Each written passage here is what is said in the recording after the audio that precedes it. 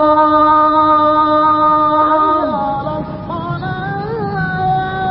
على الصلاة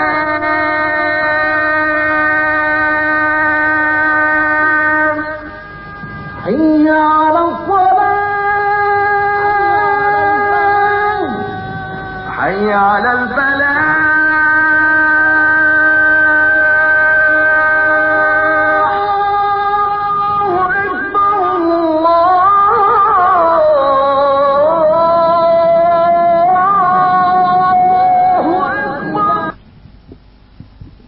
الحمد لله رب العالمين اللهم صل على محمد وعلى آله وصحبه وسلم. Today's topic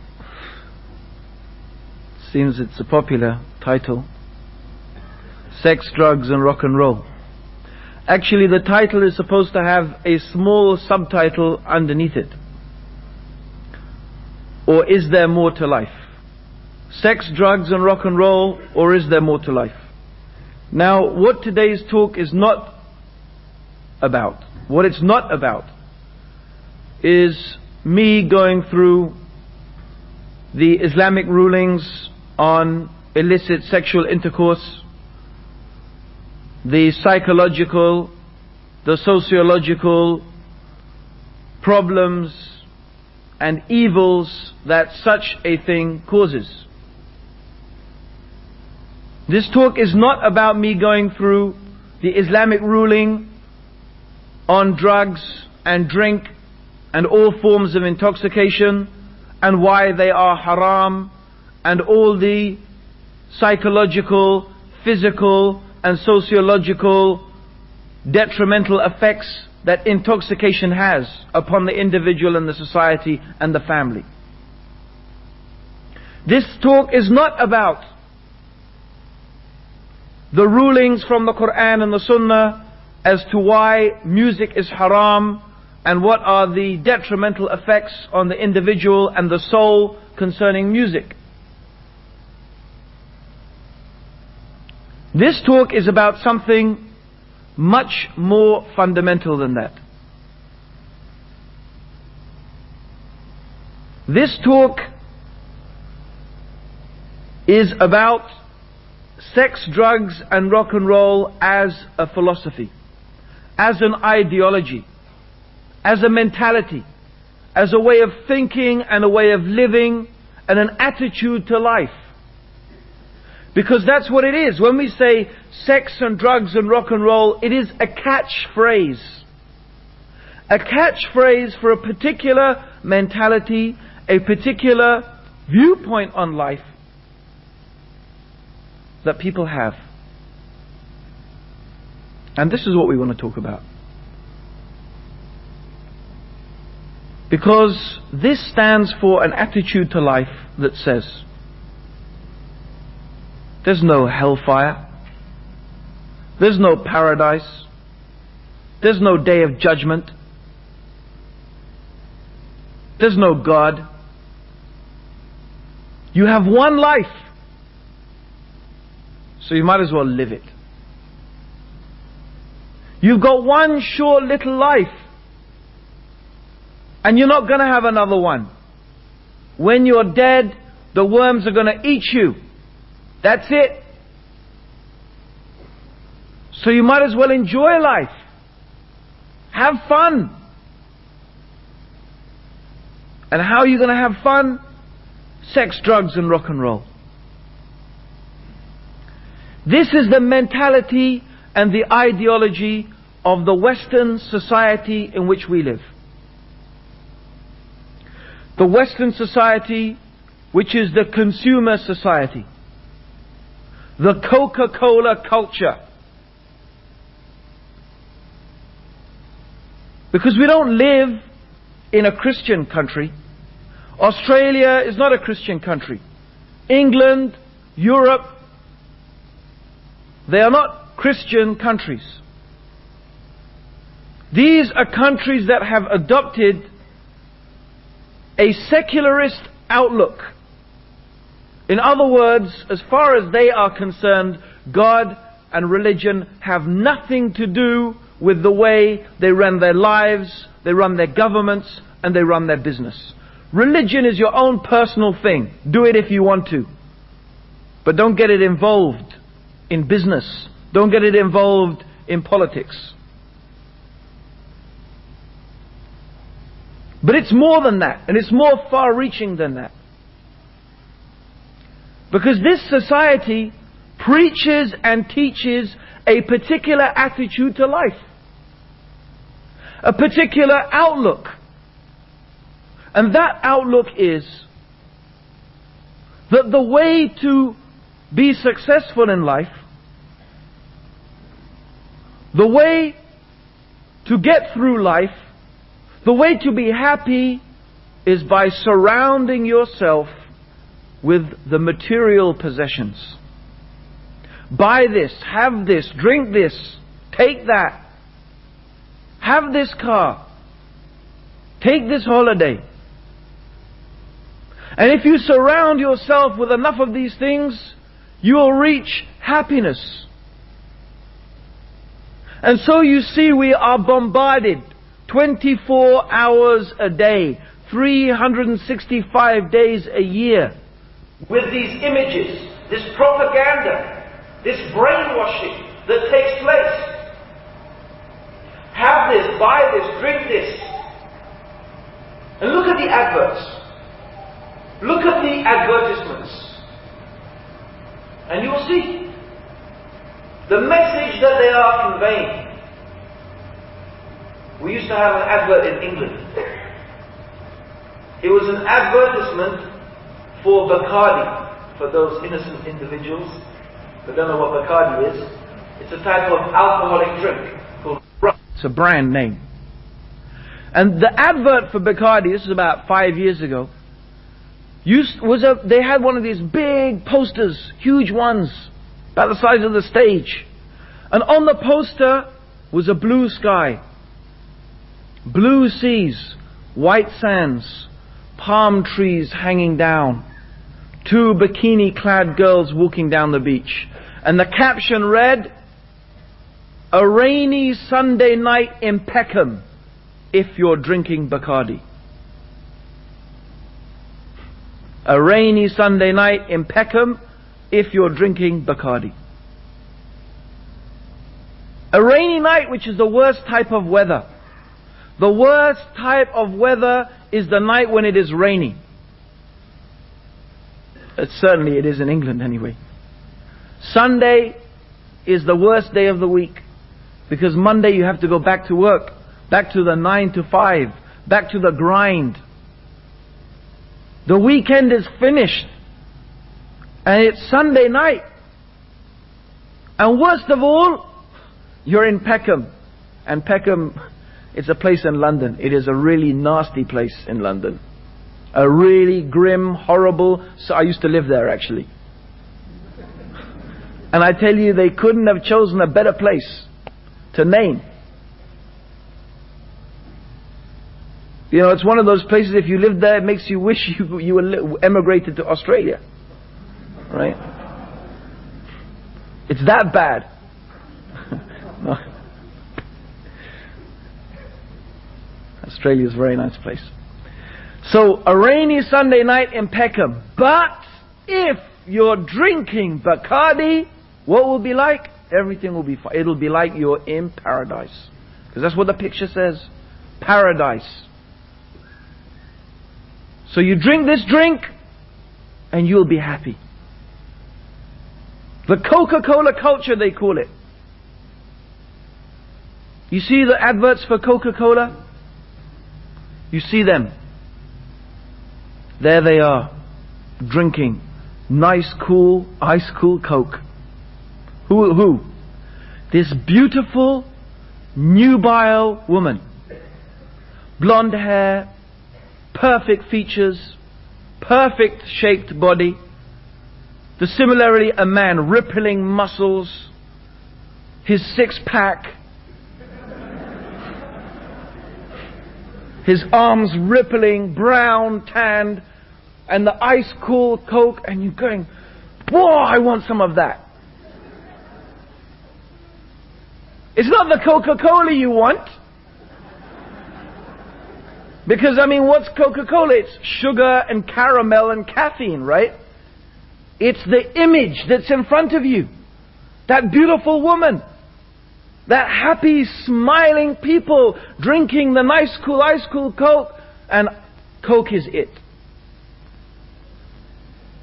Coke is life. But what's the reality?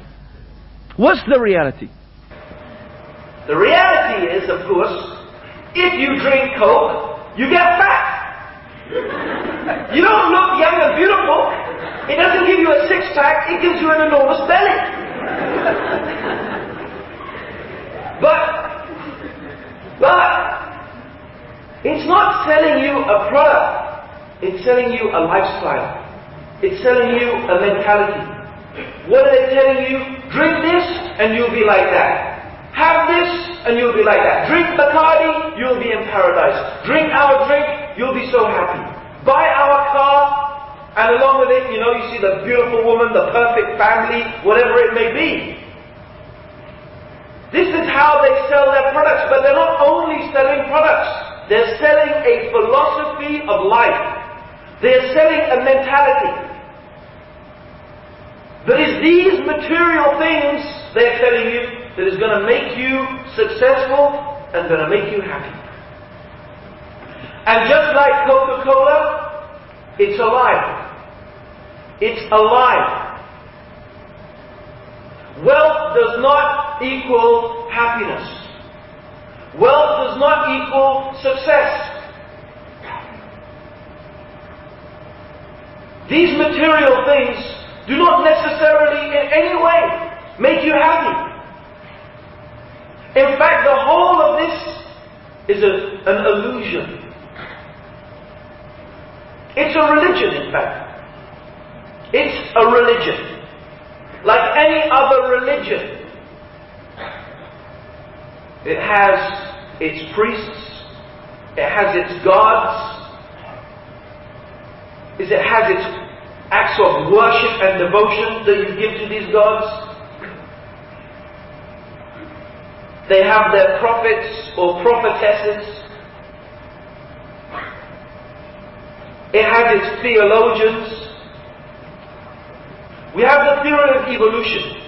The theory of evolution is one of the great theological justifications for the materialistic society. Because basically, the theory of evolution is telling you what? What's it telling us?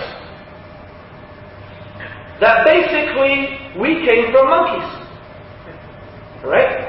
Or to be more accurate, we and monkeys share our ancestry from a common primate.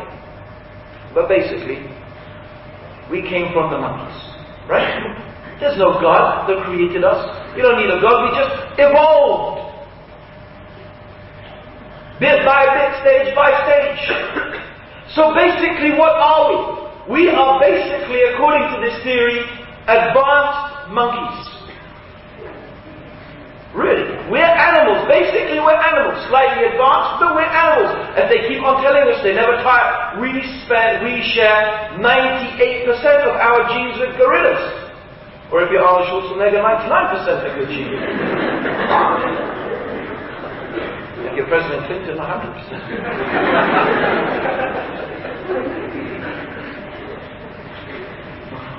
So that's what they tell us. We are basically advanced monkeys. Right? And how do you make a monkey happy? How do you make a monkey a happy monkey? Give the man monkey a woman monkey. Right? Give him some bananas. And keep him safe from predators. And basically, this constitutes the be-all and end-all of what is important in the life of a monkey. So similarly, the Western society, the consumer society, the materialistic society that believes that fundamentally man is a material being, that we have evolved from this animal, and we are basically advanced animals, slightly more complex, but basically the same. So what makes a happy monkey should make a happy human being. Give the human being food, give the human being shelter, Make sure the human being has some means of satisfying their sexual needs. You know, and if you can't find a member of the opposite sex to do it, don't worry, we'll legalize it now. You can do it with someone of your own sex. Okay?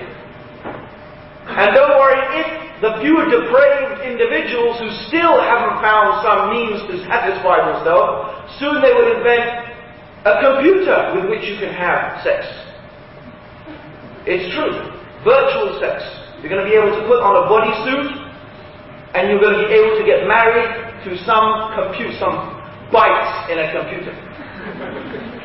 And the bodysuit is going to have pressure points to stimulate you appropriately. Just for those people who haven't reached happiness yet. So that's what they tell us, because every time you see, now look at the people today, down in the docks in Melbourne, fighting for what? Huh? Look at them, ready to die, ready to fight. Joining arms, the police are coming, there's bloodshed, they tell us today is going to happen. For what? For money. These people are ready to lay down their lives perhaps for a few dollars more. Literally, a few dollars more. Because that to them is the source of happiness in life. When your government comes to be elected into power, what do they say? We're going to make the economy better. We're going to make you richer. President Clinton, he got elected on what? One phrase. It's the economy, stupid. It's the economy, the economy, the economy. Because that, to them, is what equals happiness. Wealth equals happiness. They say, women, leave the home. Leave being chained to the sink. A slave to your husband and your children. Go and work. Work, because why? If we have more people working, we have more economic output. If we have more economic output, we have a richer society. Therefore, women will have more money. Men will have more money. We'll all be more happy. That's what they say. That's their idea. Because to them, money equals happiness. It's their equation. That is their simple message. So they always talk about this. I remember reading in the Economist magazine, a famous magazine, they said the Western society, more than any other society in the history of humanity, has succeeded in satisfying the material needs of man. Well, when I read that, I thought, okay, first of all, it's not true, actually. But secondly, so what? So what? Because let's look at the reality now. The reality, like the Coca-Cola advert, is quite different from the picture. Wealth does not equal happiness at all. In fact, the consumer society relies upon people being miserable. It needs people to be miserable. It can't stand that people should actually be in reality content and happy. Because miserable people consume. It is miserable people who need to spend their miserable lives watching the Titanic, watching Neighbours, and Home and Away. I'm serious. Miserable people need to fill their miserable lives with hours and hours of music, fantasy, entertainment, fashion, intoxication. Why? Why do people spend so much time and so much money and so much effort in trying to escape from reality? To escape from reality. And that's what it is. Hollywood is in the business of dreams. Dreams. I don't know, I haven't seen that film Titanic, so I can't speak about it. But there's a film I saw, because everyone was raving about it, I thought I had to, when someone told me what it was about, I thought I have to see this. It sounded so stupid, I said I had to see it. And this was this film, Independence Day. Alright? you know, they would be, oh, it was fantastic, you should have seen the White House blow up. So, this film, you talk about escapism and fantasy. Right? Look at this. These aliens travel all the way across the universe in these massive spaceships. I mean, they're so big. No, there's one big mothership, and from the mothership comes the little ships, and the little ships is nearly as big as a city. And they come to destroy the earth. But don't worry, it's the 4th of July. It's the 4th of July, and America, you know, has got a president who just happened to be an ex-pilot in the Gulf War. He's well trained. Right? So what happens is, in this amazing film, he has to be Jewish, right? A Jewish young boy, right? Decides that the way to get rid of these aliens is by planting a computer virus upon their spaceship. So he gets his floppy disk on which he's written his computer virus, right? Flies up in a captured alien spaceship which just happens to have a Second World War joystick for flying. They didn't hear, these aliens haven't heard of fly-by-wire, right? Okay? They have just happened, that's very nice, they fly up there, okay? And they plant this computer virus on the alien spaceship. Fantastic, isn't it? These aliens travel all the way across the universe. Can you imagine the technology they must have needed to amass for all of that? Yet in spite of all of this, these aliens didn't have a virus checker aboard their computer system. But don't worry, it's the 4th of July. America's going to save the day. You know, there used to be, when I used to go down to Speaker's Corner, well I still do, there was a little guy, heckler, it's called a heckler. They just come to make nuisance. But also he said something very funny once. He said America didn't need to win need to win the war in Vietnam. He said they won it in the movies. They won it in the movies. You know, Rambo and all the rest of it. Well, what is it? It's fantasy. What sort of miserable person sits down and watches that type of stuff and actually enjoys it? Why? Why do people they go and get drunk? And you know what? I don't know if any of you are at university, you don't have to be at university. This is the idea of these guys having a good time. They come home 3 o'clock in the morning, they've come back from a night of drinking. They are violently sick, and they fall asleep, you know, in their own sick. They wake up the next morning. You know, Bruce, I had a really good time last night. However we say it here, right? Or whatever we say in England, we had a really good time last night, didn't it? Oh, yeah. Right? And you say to them, really? What did you do? No, I don't remember. That's why I had such a good time.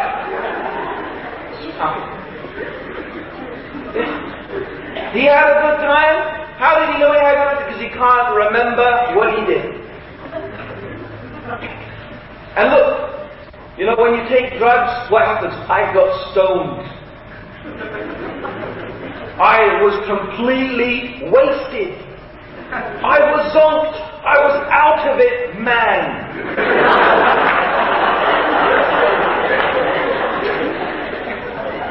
I was floating on cloud 9. But look at these words. Stoned, wasted, out of it. It is describing a state of self-annihilation. That's what it is. When you have reached a state when you have forgotten yourself. When you have removed yourself from yourself. Is this a description of happiness? Is this a description of people who are happy? No. This is not a description of people who are happy. This is a description of people who are desperately running away from reality. And the only time they can seem to get a moment of relief is when they escape into this world of fantasy, take away their fantasy, take away their music, take away their films, take away their drink. And then you will see how really happy they are. Similarly, I remember watching a documentary about rave.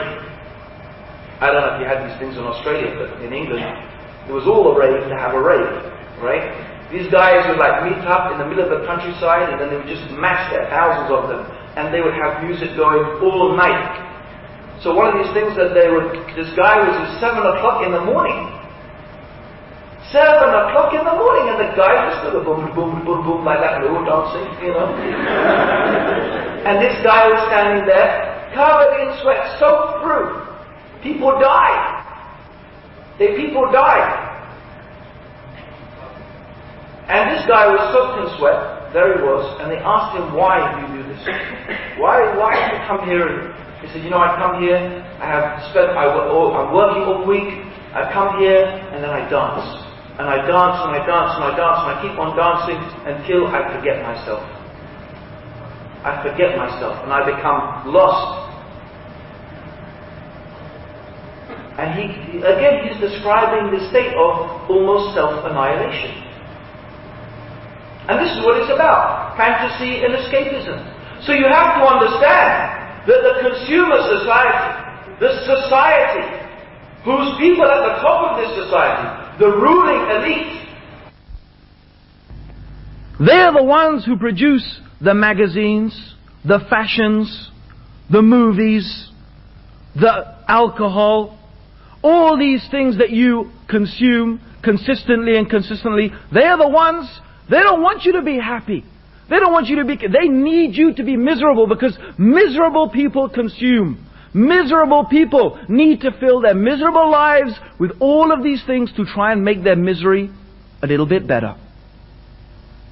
So in reality, it is a society that actually needs people to be miserable.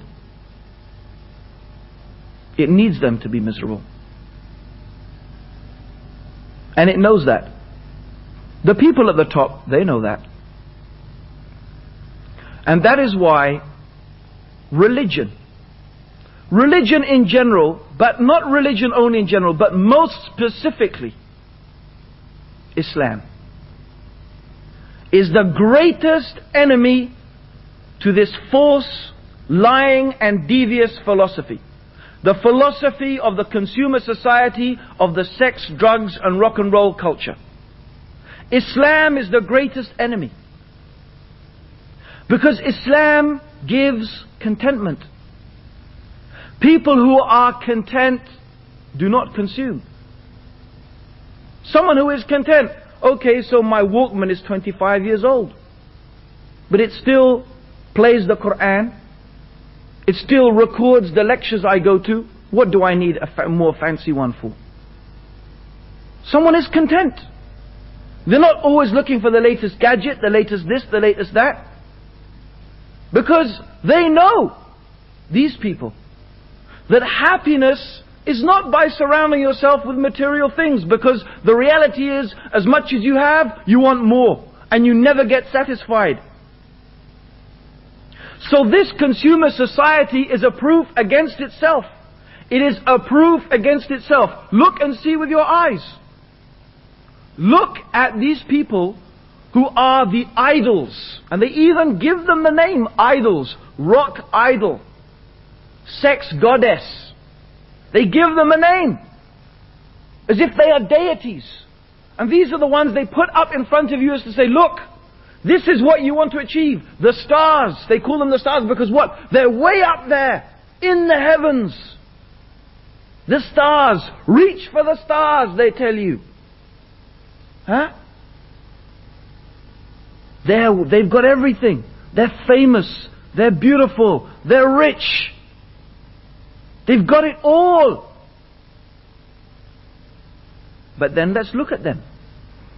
The reality of these stars, these idols. A string of them, one after the other. And it's not a new thing. Not only, what's his name, Kurt Cobain. Is that his name? The other one from Total Excess or In Excess, whatever it was, I can't remember his name. He died here in Australia. killed, okay, Hutchins, whatever his name is. I mean, who cares, right? Okay, the guy hung himself, right? But, not only them, let's go back. Let's go back to the supreme sex goddess, Marilyn Monroe. Huh? Beautiful, rich, famous. She had it all, didn't she? So how did she die? Huh? She killed herself. She committed suicide. So if this is supposed to be the answer to life, the purpose of life, the reason of existence, that surrounding yourself with these things is the source of happiness, where when we look at these people who have it all, we seem to find the opposite. You look at the list of millionaires: Alexander Onassis, Howard Hughes, Rockefeller, the Getty family. Read the biographies of these people. I don't think any one of you would want all their millions and have the life that they had. Elvis Presley, the king of rock and roll, the king, handsome, rich, famous, worshipped and adored by people. Look at him, 40 years old. I remember I cried the day he died. Elvis Presley, the king of rock and roll, 40 years old. He died. From what? Pharmaceutical drugs. The guy couldn't get up in the morning, but he had to take pills. He couldn't go to sleep at night, he had to take pills. Pills to get up, pills to go to sleep. Pills to make him feel good, pills to make him feel bad. The guy was a drug addict. He died 40 years old. Does that sound like a happy person to you? Does that sound like success to you? All of those things, what did it do for him? And then you have Queen. What's that guy? Freddy Mercury. Freddie Mercury suddenly disappeared for 2 years. To find out the guy had AIDS, he'd retreated to his mansion and he died. You know what his dying words were? His dying words, Freddie Mercury? He said, "My friends were my friends only because of my money. I did nothing with my life, and when I die, people will forget me." And it's true. Absolutely true. In 20 years' time, they'll go, "Freddie who? Freddie who?" Is that success? Is that happiness? So these people, this society is a proof against itself. It needs people in reality to be miserable in order to exist. What could be more false? What could be more astray than the consumer society? This mentality and philosophy, sex, drugs and rock and roll. That's the purpose of life? No. What is the purpose of life? This is the question. What is the purpose of life? Why are we here? It's clear that this mentality of materialism and that we are just material beings is false. It is false. Because the reality is that people are ready to deprive themselves of food, of shelter, of the companionship or sexual gratification. They will deny themselves all of these things. These so-called things that are fundamental to the human nature, because we're basically animals, remember? But people are ready to forego all of that in order to fulfill their fantasies, to take their drugs, to drink, so on and so forth. They're ready. What does that say? It tells anybody who is observant there is more to the human being than the material. That there is another side to the human being. Something that needs to be satisfied. Something that needs to be fulfilled. That is an internal need. This desire for happiness, peace and tranquility is as important, if not more important, than the physical needs. Yet the consumer society, as much as it claims to be able to satisfy those needs, it clearly cannot do it. The more you have, the more you want. You never seem to get satisfied. So what is the purpose of life? Why are we here? For what reason do we exist? Let's think about that for a moment. Do we have a purpose? Think about it. If I was to ask one of you, I can't see anybody, so this is my movie where I pick someone out in the audience and, make them feel really embarrassed. It's just I got this black space in front of me, but anyway. But if I was to ask one of you who was wearing glasses, what are your glasses for? Say, to help me see. Your shoes? To protect my feet. Your clothes? All right. I don't know what's ever... Could someone tell me the joke? There's someone behind me here. In fact, if I took every single constituent part of your body, your eyes, your hair, your nose, your mouth, your hands, your feet, your legs, everyone could tell me what is the purpose of this part of my body. Similarly, if we went beyond that, we said the sun, the moon, the stars. Every one of them, they have an identifiable purpose. Even the humble earthworm has a very important purpose in helping to refertilize the soil. So therefore we want to ask this question. What is your purpose? For what reason do you exist? Is it possible that every single constituent part of your body has a purpose and has a function, but you, the totality, has no purpose and no function? You carry in your pocket some keys, a piece of metal, it has a purpose. And you, the carrier of the keys, has no purpose? Why are we here? For what reason do we exist? This is the question. And it is the failure to understand the reality, to understand the answer to this question. That is the emptiness in the human being that needs to be filled. How can you be happy if you don't even know the reason of your existence? How can you be fulfilled? How can you truly be at peace with yourself?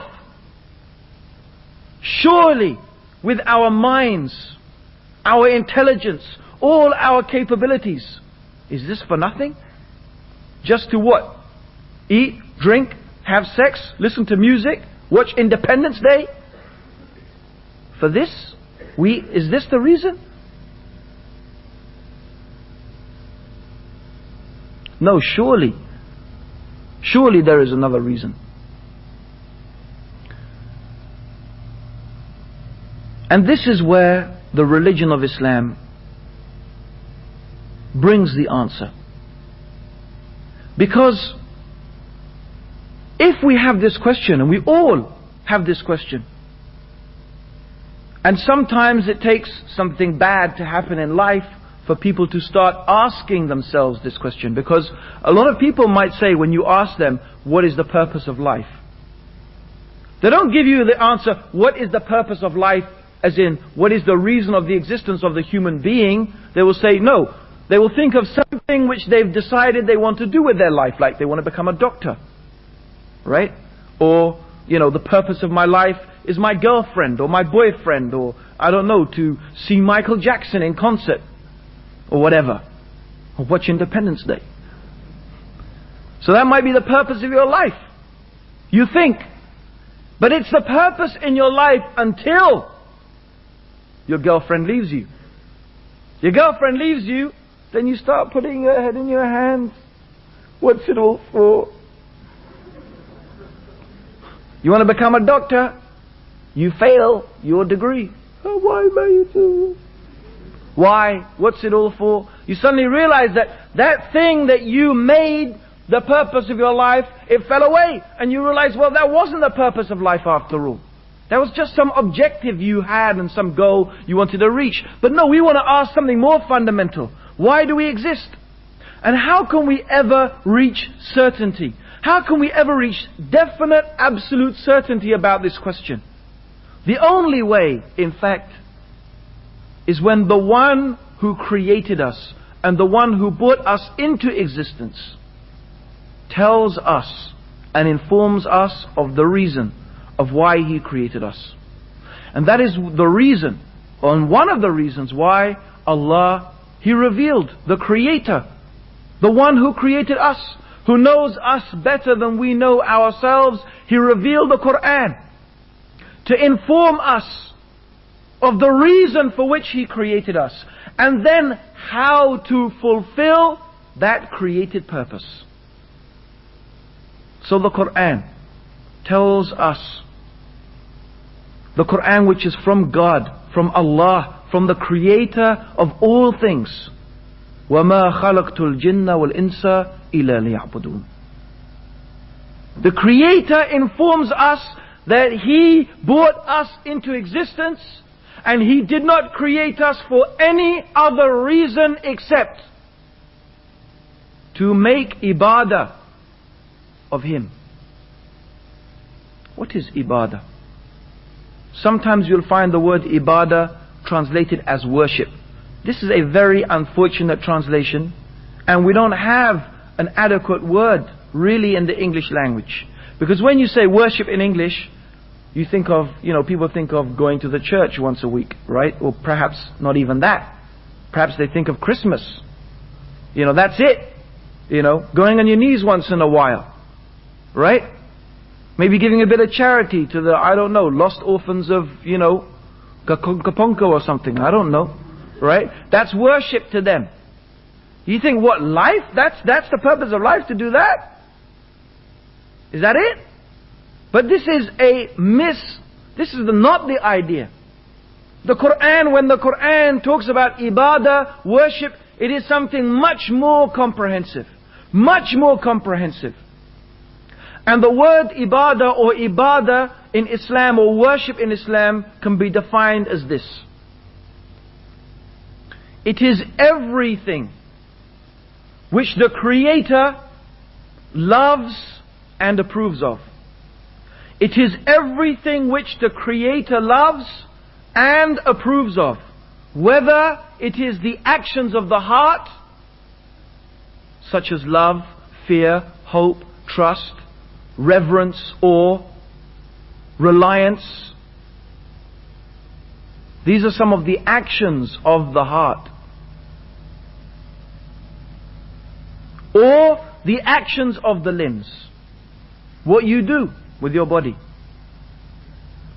So the purpose of life, the reason for our existence, is to make all of the actions of our hearts and the actions of our limbs, actions that are those which are actions that the Creator Allah loves and approves of. And the only way we can know and we can reach knowledge and certainty of those actions, beliefs, attitudes, which the Creator Allah loves and approves of, the only way we can know that is through His revelation. Through what He revealed, the guidance He sent down. And this is the great bounty and mercy of Allah, that He did not leave us to guess. He did not leave us to wander blindly through life, speculating. But He gave us a revelation, and with this revelation He gave clear signs and clear proofs, so that anyone could know with certainty that this Quran is from Him. And that He guided us to all the paths and all the ways of His pleasure. And He warned us away from all the paths and all the ways to His displeasure. So that the reality of the condition of the human being, the reality of the condition of the human being is that no heart can find rest. No human being can find true peace and true tranquility except in pure and sincere submission to the will of Allah subhanahu wa ta'ala, to His will, to His laws, to His decrees. And we have to understand something very important. Every human being is a slave. Every human being is a slave. We are all slaves to one thing or another thing. All of us, without exception. Some people are slaves to fashion. Some are slaves to their work. Some to their business. Some to their nationality. Some and many are slaves to many different masters at the same time. Many different things they are enslaved to them, believing that these things are the source of their success and their happiness. So they follow them. They do the bidding of these things. So you see girls today, for example, they think, and it goes back to what we started with, they think that, look, I want to be like that supermodel. I want to be like Eleanor McPherson, Naomi Campbell, whatever it is. I want to look like her. I want to be like her. Because look, everybody admires her. Everybody thinks she's beautiful. So if I look like her, then people would admire me. People would think I'm beautiful. And I will be successful. I will be happy. So they're ready to kill themselves. They do kill themselves. Anorexia, bulimia. They make themselves sick. They starve themselves to death because they want to look like this image of beauty that has been put in front of them. And they make sure that they buy the right clothes from the right shops because they want to reach that state. That's what they think. And is that not slavery? Is that not being enslaved? And this is the case with everybody. Everybody is a slave to something. Most people are a slave to many things. But all of these masters are false masters. They will not treat their servants properly. In fact, they abandon them and let them down. They are not guided. They are really illusions themselves. So who is better? Who is better off? Whose condition is a better condition? The one who is a slave to many masters. And not only is this one a slave to many different masters, but also each one of these masters is calling that slave in a different direction. One says come here, the other says no here, the other says no there. So you're constantly torn. Who's better, this person or the one who is a slave to one master? And moreover, this master is wise, knowing, just and kind. This is the similitude. This is the example of those people who are slaves to the world and the things of the world. This is the example of the people who are enslaved to the material world. They are like the one who is a slave to many masters. And each one pulls them in a different direction. And the similitude of the true believer is the one who is the slave to one master, one Lord. And moreover, this Lord is rightly guided and guides rightly with knowledge and wisdom and compassion. Who knows us better than our own selves? Except the one who created us. Who knows us better than our own selves? The one who created us. It is Allah. So the hearts can never find rest. You will never find peace. You will never find tranquility. You will never find true happiness until you submit yourself to the purpose for which you have been created. Everything else is merely you running away from your nature. You're running away from your own nature. Your nature is to worship Allah. Your nature is to submit to Him. Your nature is to be a slave to Him. That is the nature of every single human being. So how can you find happiness in anything except that? And this, brothers and sisters, may Allah have mercy on you and guide you upon Allah's straight path. This is one of the greatest meanings of La ilaha illallah. That there is nothing worthy of worship except Allah. That all slavery is false slavery. All worship and submission is false except to Allah. And that you will never find true peace and true happiness and true contentment in life except through submitting to Allah. And that is why Allah says in the Quran, the meaning of which is, verily, certainly, it is in the remembrance of Allah that the hearts find rest. It is in remembering Allah, obeying Him, doing that which He has commanded. It is in this, and in reality, in this alone, that you will find the true success of this life and the true success of the life to come. And may Allah's peace and blessings be upon His last and final messenger Muhammad, who guided us through his example how to seek the pleasure of Allah and how to be the perfect worshipper of Allah and how to find the true peace, the true success and the true happiness. Allahumma salli ala Muhammadin wa ala alihi wa sahbihi wa sallam.